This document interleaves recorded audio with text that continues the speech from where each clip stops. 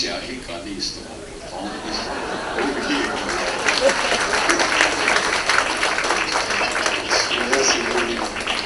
सारे राज जवानी के बता थोड़ी दिए जाते हैं,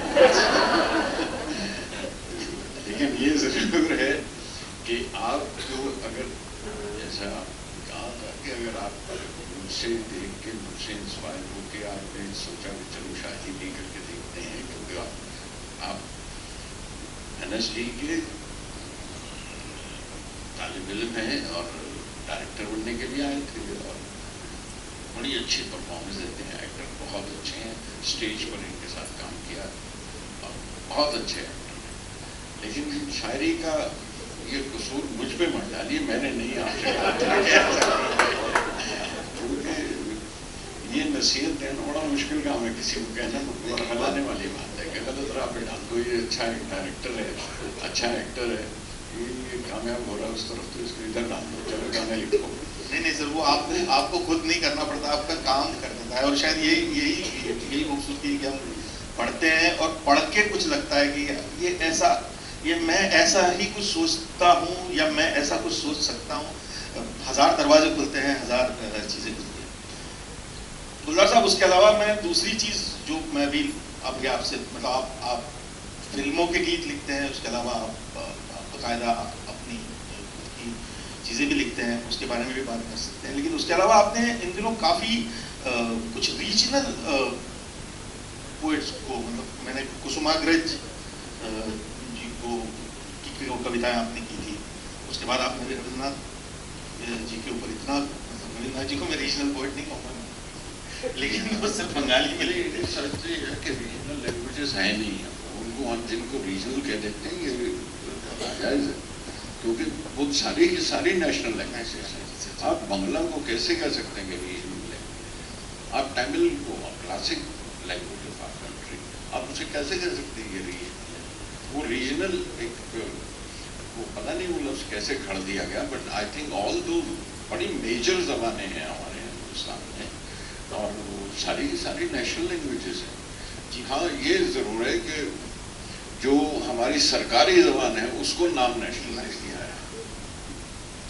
वो सरकारी हिंदी कह सकते हैं कि आप सरकारी, हाँ एक सरकारी ज़बान है, कौमी ज़बान जिसे कहते हैं, कौम का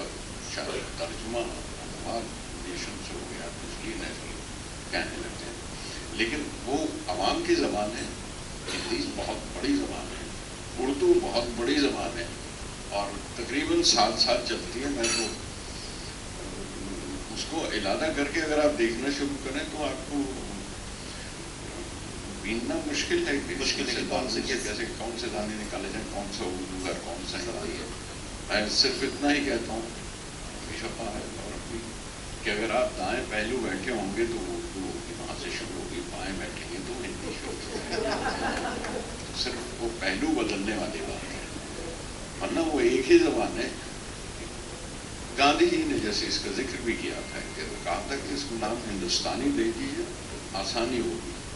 तो हिंदुस्तानी कहने से एक तो ये कि एक ज़बान हमारे हिंदुस्तान में, हम कोई एक ज़बान, मतलब अंग्रेज़ी भी एक अंग्रेज़ी तो नहीं है हिंदुस्तान, कई तरह की अंग्रेज़ी बोली जाती है, कई तरह की हिंदी है, जगह जगह की। और जैसे रीजन्स कह सकते हैं, वो रीजनल बोलियाँ हैं और वो बोलियाँ अपनी तरह से उस हिंदी में शामिल होती हैं तो हिंदी की खूबसूरती बढ़ जाती है। भोजपुरी डाल दीजिए, अवधी डाल दीजिए तो हिंदी और खूबसूरत लगने लगती है। आप हैदराबाद चले जाइए तो वो जिसे हम दक्कनी कहते हैं, उर्दू ज़्यादा खूबसूरत लगने लगती है, उसका एक और रंग निखर आता है। पंजाब की उर्दू, नॉर्थ की उर्दू, लखनऊ की उर्दू अलग है, उसका लहजा अलग है, वो बेसिक ग्रामर एक से ही। तो रीजनल लैंग्वेजेस का काम करते करते मुझे एक ख्वाहिश थी, वो भी कहीं रॉय साहब के पास जाएंगे तो जयपुर ही में पेश करेंगे। मैंने आज की कंटेम्प्रेरी पोइट्री, जो आज की शायरी इस वक्त की जो हो रही है, जो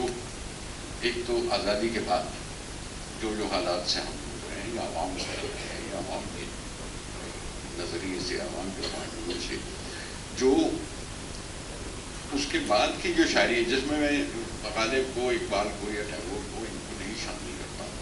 لیکن جو اب تک بالکل اب تک 21ویں صدی کی شروع ہونے کے بعد بھی ابھی تک میں کہوں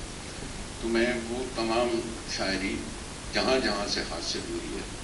ہندوستان کی تمام زبانوں سے آج کی کنٹمپریری شاعری، اور میں نے اس کا ترجمہ کرنا شروع کیا، کرتے کرتے آج 7-8-10 سال لگ گئے، اور اب جس جگہ میں پہنچ گیا ہوں تقریباً وہ ختم ہو گیا ہے، اور آج تک کی شاعری اس میں شامل ہے۔ کوئی سمجھے کہ میں نے کوئی 300 کے قریب شاعروں کو ترجمہ کیا ہے، 300 سے کچھ اوپر ہے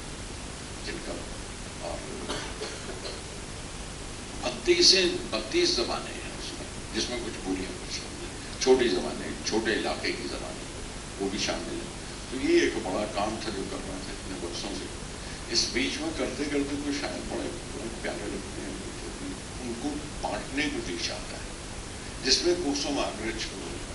آپ مہاراشٹر میں رہتے ہیں، روز وہ بولی سنتے ہیں، لہجہ سنتے ہیں، تو وہ ڈکشن سنتے ہیں، اس کا ایک لہجہ آپ کے اندر شامل تو ہوگا اگر آپ اویئر ہیں۔ تو یہ تو نہیں کہ نہیں صاحب میں تو اردو ہی بولوں، نہیں صاحب مجھے دوسری زبان سننی ہے، یہ ممکن نہیں ہے۔ میرا خیال ہے کوئی زیادہ تو نہیں بول رہا ہوں، کیونکہ ہر ایک ہندوستانی کم سے کم 4-5 زبانیں روز سنتا ہے، 2-3 زبانیں، کم سے کم 3 زبانیں بولتا ہے جس میں کام کرتا ہے۔ انگریزی ہے، ہندی ہے، ایک مادری زبان ہے، یہ تو بیسک 3 زبانیں وہ ہر شخص کے ساتھ واقع ہیں۔ اس کے علاوہ آپ آس پاس سنتے رہتے ہیں، کہیں کوئی بھیا پاس سے گزر گیا، ہم کا کہاں بتائے ہوتے کتنی بار بولا ہے تم کو، کہہ کے ملے آپ کو ایک کان میں ایک اور سر سنائی دیتی ہے نا، کوئی بنالی بولتے کی مشرا ہے کیمرا سے، تو آپ کو ایک اور آواز، یہ آوازیں سنتے ہوئے تو اس کو ہندوستانی کہہ دیں تو اچھا ہے، کیونکہ ہر ایک زبان اپنے اپنے علاقے میں جا کے پڑھیں اس کے وہ چلتے ہیں۔ ہندوستانی کہنے سے مطلب صرف اردو اور ہندی کا انتظام نہیں ہے، ہندی دونوں کو شامل کیا جائے۔ ہندوستانی کہنے سے یہ ہے کہ میں وہ جو ہماری قومی زبان ہے جسے ہم ہندی کہتے ہیں، میں وہ ہندی بولتا ہوں جو بنگال میں بنگال کی طرح بولتا ہوں اور دکن میں دکن کی طرح بولتا ہوں۔ تو ہندوستانی کہہ لینا اچھا، وہاں آپ چھانٹتے رہیں گے یہ ہندی کا لفظ ہے اور یہ اردو کا لفظ ہے، تو وہ فائدہ نہیں اس کا۔ تو یہ پورا کام جو کر چکا ہوں اب اس کا ترجمہ شروع ہے، تو اس کا ریویژن شروع کر چکے ہیں ہارپر کالج پبلیشنگ میں، اور اس میں فرسٹ سیٹ جو آئے گا a poem a day. I'll give you one poet every day from all these languages, 365 days. اس ساتھ ساتھ کرتے کرتے ایک زبان جو زبانوں کا شوق ہے ہندوستان میں، بڑی رچ زمین ہے یہ، بڑی کمال کی زبان ہے، and that is I اچھا اٹس ناٹ پروفیشنل، پر وہ واقعی جے پور فیسٹیول میں یہ بہت بڑا کام ہے کہ آپ کو تمام لہجے سنائی دیتے ہیں، آپ وہاں پہ جائیں، اور یہ کرتے ہوئے بیچ میں ٹیگور کا ٹرانسلیشن ان کے رائٹس ختم ہوئے تو آزاد ہوئے، ٹیگور پہلی بار آزاد ہوا، ورنہ ایسے پھنسے ہوئے تھے وہاں پہ۔ آپ اگر ان کی ایک نظم کہیں تو پہلے جا کے وشو بھارتی میں دکھائیے، اگر وہ پاس ہوگی تب چھپے گی ورنہ نہیں چھپے گی۔ وہ جیسے ہی آزاد ہوئے تو ہم نے پلو پکڑ لیا کہ گیتانجلی، جو آدمی گیتانجلی ٹرانسلیشن کرتا ہے، جو آدمی دوسری زبان میں کرتا ہے وہ گیتانجلی اٹھا کے، اور گیتانجلی انگریزی سے کرتا ہے، Gitanjali is not Tagore's high at all, وہ بالکل نہیں ہے، اس پہ نوبل پرائز میں لیا، وہ بات الگ ہے کہ وہ اس وقت کی ان کی پیشکش کی ویسٹ کوسٹ، ورنہ ہز ورک از مچ مچ بگر، اور جو انگریزی میں ترجمے کیے ہیں انہوں نے وہ بہت کمزور ہیں، اور ان کے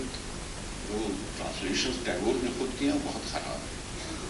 وہ ان کی بنگالی شاعری کسی بنگالی سے پوچھ لیے بتا دیں گے کہ وہ اوریجنل جو انہوں نے پڑھا ہے۔ انگریزی بنگلہ نظمیں جو ہیں ان کی امیجری خوبصورت सूरत है, अलग है, उसमें हमारा कल्चर है, हिंदुस्तान का पूरा कल्चर उसके अंदर नज़र आता है, जो अंग्रेजी में तर्जुमा होने के बाद आपको नहीं नज़र आता, उनके मतलब समझ में आ जाता। और फिर टैगोर ने ये किया कि जब अपनी बंगाली नज्म का तर्जुमा किया है तो क्रिएटिव आदमी है और जीनियस हो, जीनियस हो, वो लिखते हैं उन्हें नई इमेज अंग्रेजी में करता है तो उन्होंने लाइन बदल दी, नई लाइन लगा दी, एडिट किया है उन नज्मों को जो 1/3 रह गई हैं या 1/4 रह गई है। तो मुझे लगा कि नहीं, वो लहजा जो बंगाल का है वो आना चाहिए उसमें। तो मैंने उस पॉइंट से उसमें बताया, उससे पूरा तर्जुमा किया और 2 वॉल्यूम्स उनकी छापी है। आप सिर्फ कुछ शेखी पुकारने के लिए, कुछ दिखाने के लिए कि जहाँ बंगला की नज्म है उसके सामने, और उसके बाद अंग्रेजी का ट्रांसलेशन जो टैगोर का किया हुआ है। तो ये अगेन शुक्रगुजार हूँ हार्वर्ड वालों का, हार्वर्ड कॉलेज वालों का, कि उन्होंने 3 ज़बानों में वो किताब छापी, एक ही किताब में 3 ज़बानें, और उसमें मैंने कोई इमेजरी या कोई लाइन उनकी बदलने नहीं दी, और चेक करवाता हूँ दूसरे जो मुझसे बेटर जानते हैं, जो मुझसे ज़्यादा बंगाली जानते हैं और बंगाल के राइटर्स हैं, जिसमें मतलब मैं घर बैठ के बीवी से नहीं कहा कि बंगाल में इसलिए बता लेकिन अच्छे राइटर्स दिखाता रहा और वो करके ये दूसरा तो मैं तर्जुमे का काम करता रहा इसके साथ साथ, और काफ़ी बोल चुका